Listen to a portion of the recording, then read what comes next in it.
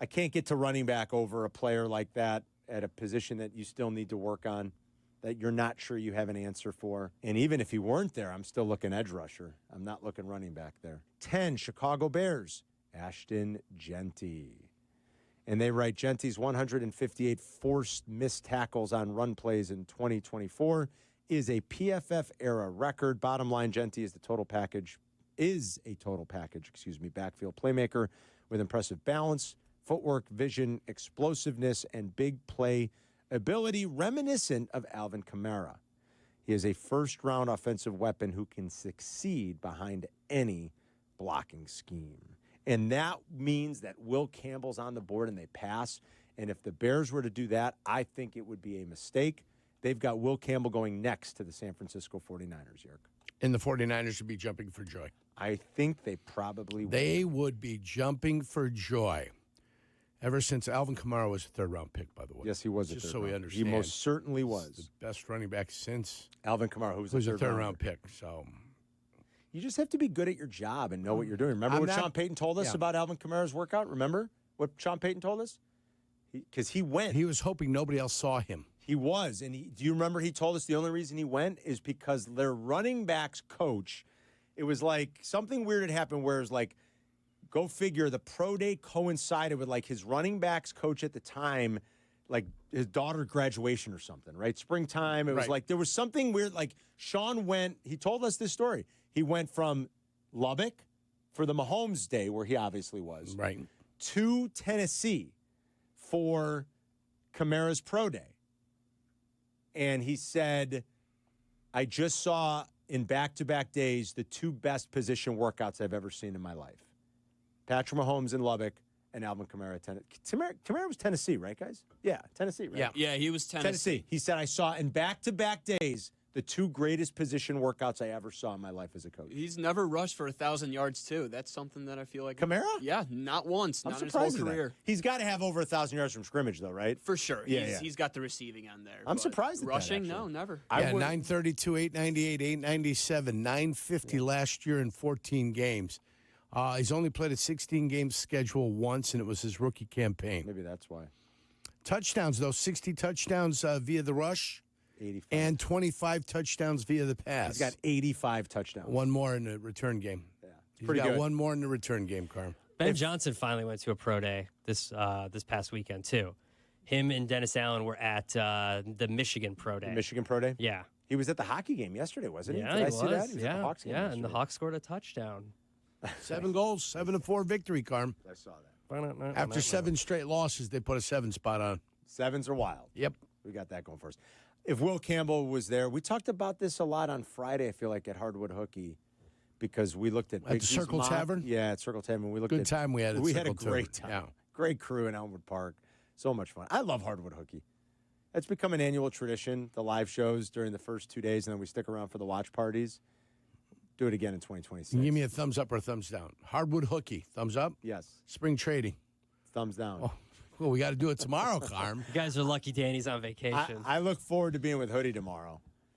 When you working tomorrow? Tomorrow, Hoodie and I are in the afternoon. 7 to 10 for me and Tommy tomorrow. 7 to 10, you and Tommy. Me and Snot-Nosed Tommy. 7 to 10 a.m., kicking it off in the Noon morning. to 3, me and Cap. It's Cap and Abdallah, noon to 3. Me and Hoodie are doing 3 to 6:30, and then Careful there.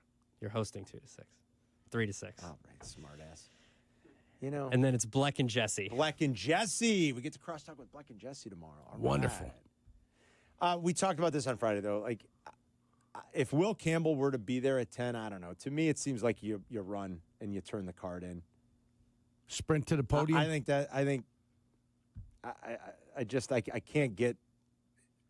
can't get to running back over a player like that at a position that you still need to work on, that you're not sure you have an answer for. And even if he weren't there, I'm still looking edge rusher. I'm not looking running back there. But people know our thoughts about this. They're not going to change. Does that mean that if we're in Green Bay a month from today, like calendar-wise, 4 weeks from Thursday when we're in Green Bay. Right. Am I going to hate Ben Johnson or cry about it? No. Okay, that's going to be their want. That's going to be what they do. We'll have to deal with it. Okay. And I hope they make the most out of it. And I have a lot of faith in Ben Johnson. I hope it's not misplaced the way it has been in the past with Bears head coaches. have a lot of faith in him. And I think he was absolutely the right guy to go out and target and hire. But I just can't get there on a running back, not at 10. I'm sorry. I can't do it. And especially if Will Campbell's there. I think it'd be a gift, and maybe he'd bust out, and we'd say, all right, we were wrong. But I think he'd run to the podium and say, Will Campbell, Yerk. Yeah, plenty of picks. Plenty of picks. What does that mean? That means you've got plenty of picks to take a running back, second or the third round. Yeah. So you've got ample picks. Yeah. So be smart about it. I'm not going to. I'm not giving myself agita this early about a running back. Mm-hmm. I won't get upset unless they take one at 10. Then you will be upset. It's a little bit upsetting. Be a head scratcher if you ask me. Yeah, I don't care what they've done in the free agency. There's a lot of depth at the running back position throughout the draft. Deepest ever, they're saying. That and the defensive line. Yes. Deep. You know, so maybe if an O-lineman that you love isn't there, like maybe you do like Will Campbell a lot, and you realize he's not there, you back out. Back out. You know, and you grab some more draft equity, which is a good thing. Yeah, and you feel good about like the spot you could be in to still grab an impact pass rusher. I mean, to me, that's still like this team still screams like grab another one. Grab another one. You haven't done all the work yet. I'm looking at Alvin Kamara's stats. Speaking of running backs, you remember how 350 used to be the breakneck number? That if you had 350 carries, that was problematic for you? Usually it meant. He's never had more than 240 carries. He's only had over 200 carries 3 times in his career. Injury? Didn't he have a suspension too? Kamara had I think the suspension is the one that you're remembering. A couple years ago? Yeah. I feel like 2 years ago. That was a few years He ago. had a I think it was four-gamer? like 4 games. I think yeah. it was. I think 2 years ago. So between some injury and some suspension. It looks either 2023 or 2021. He only played 13 games. Yeah, there was a suspension in there at one time. He does touch the ball a lot via the pass. He's got 4,762 yards in the pass, giving him over 11,000 career yards.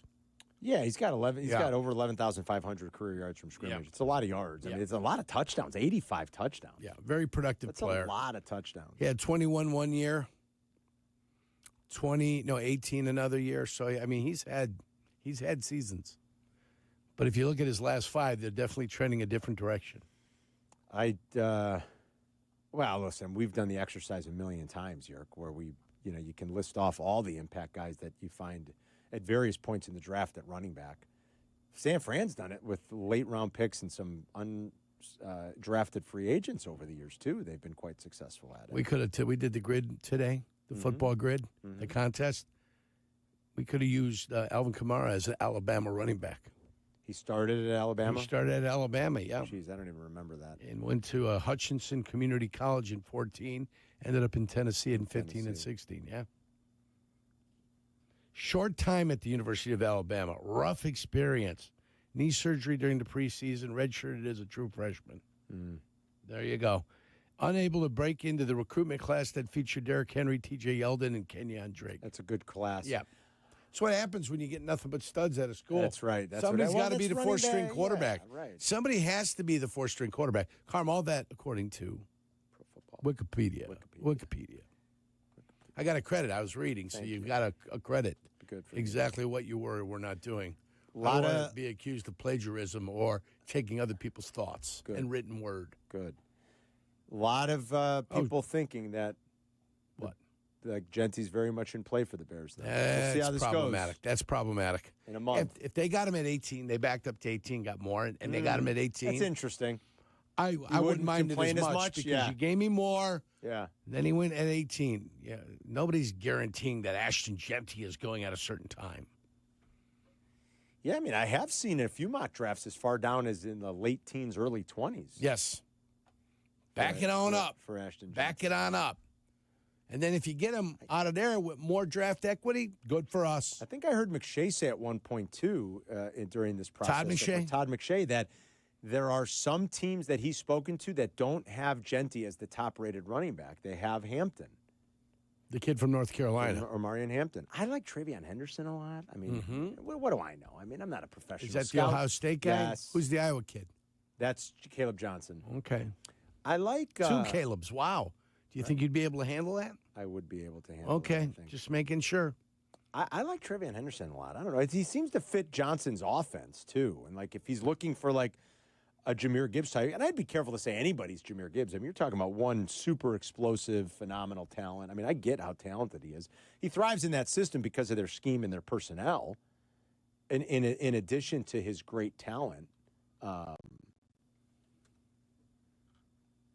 But like Henderson Moore looks to me to fit that mold. There's just so many of them. By the way, it's Caleb with a K, too, so we would be able to easily differentiate between our two Calebs. How about the pronunciation? I think it's Caleb. And Caleb, right? So how they're spelled doesn't really matter. All right. I'm just saying. Right? I mean, don't you think? I mean, their last names are different. It's Caleb Johnson. Their last names are different, Carm. We get it. Just saying, if you're talking about a Caleb, it could cause confusion. There's a Williams and a Johnson. How's our guy going to handle that? Who? The guy that does the games. Joniak? I think he'll be fine. He's a pro. They'll be able to figure it out. He's a pro's pro. That's my concern, though.